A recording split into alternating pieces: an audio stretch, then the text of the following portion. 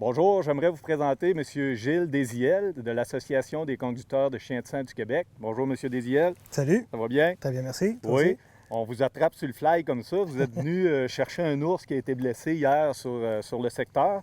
Vous êtes venu accompagné de votre chien Whisky. C'est un Teckle, je pense? Oui, t'as que la poil dure. Parfait. J'aimerais que vous nous parliez un petit peu plus de l'Association des chiens de sang. Depuis combien de temps c'est en fonction, l'Association des chiens de sang? De mémoire, l'association, ça a été fondée en 2008, ça fait 5 ans.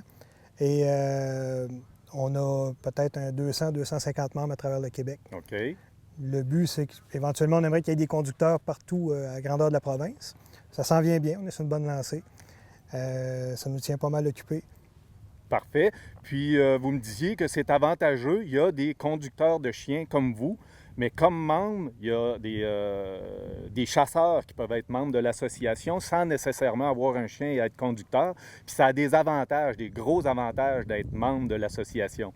Oui, sur les 200-250 membres, évidemment, ce pas tous des conducteurs. Il y a des chasseurs, il y a la carte de membre chasseur. Ce qu'il y a comme avantage, bon, et d'un, ça aide à soutenir l'association. Ça, c'est notre avantage à nous pour l'association, pour faire connaître davantage les chiens de sang.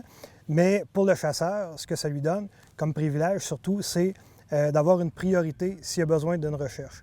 Parce qu'il y a certaines zones, comme ici, la zone 27, le chevreuil, ça se déroule seulement que dans 10 jours. Parfait. Donc, c'est très intense. Des fois, on a 3-4 recherches à faire dans la même journée.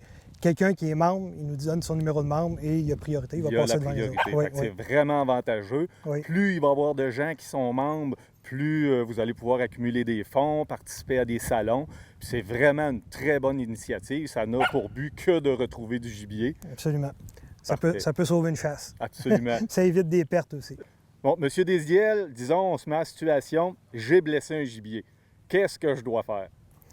Premièrement, restez calme. Si vous avez l'impression que ça va être une recherche difficile, vous êtes convaincu que, je ne sais pas, si vous êtes à l'arc ou à l'arbalète, vous avez vu la flèche rentrer dans la panse. C'est un tir toujours mortel en passant, mais c'est probablement le tir le plus difficile à retrouver quand on n'a pas de chien de sang. Les chiens les retrouvent à peu près tous.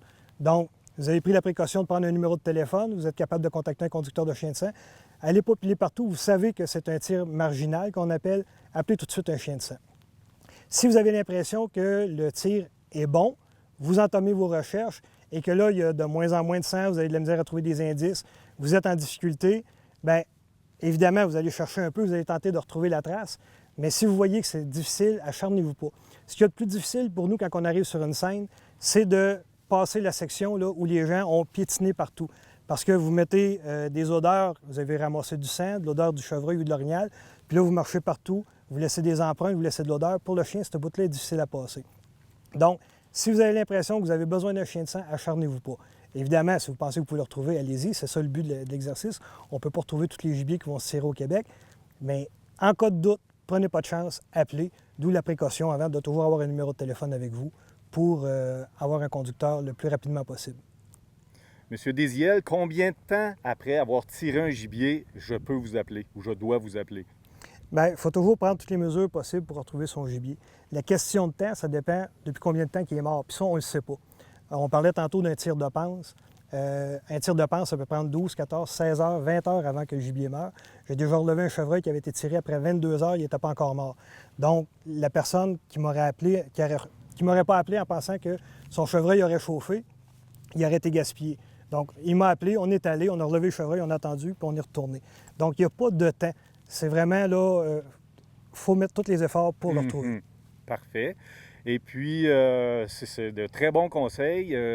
J'aimerais savoir là, les outils pour vous rejoindre, un site Internet, un numéro de téléphone. Bien, dans un premier temps, voici ma carte. Merci beaucoup. En espérant que tu n'en aies jamais besoin. Parfait. Et à partir du site web accsq.com, il y a la liste de tous les conducteurs de chiens de sang. Prenez leur numéro de téléphone au cas où. Et puis, en espérant que vous n'en ayez pas besoin, mais si vous en avez besoin, vous allez être content d'avoir pris le numéro de téléphone. Ça peut sauver votre chasse. Bien, je vous remercie beaucoup, M. Désiel. On va vous souhaiter beaucoup de nouveaux membres. Ce n'est qu'un bienfait pour les chasseurs du Québec. Merci beaucoup.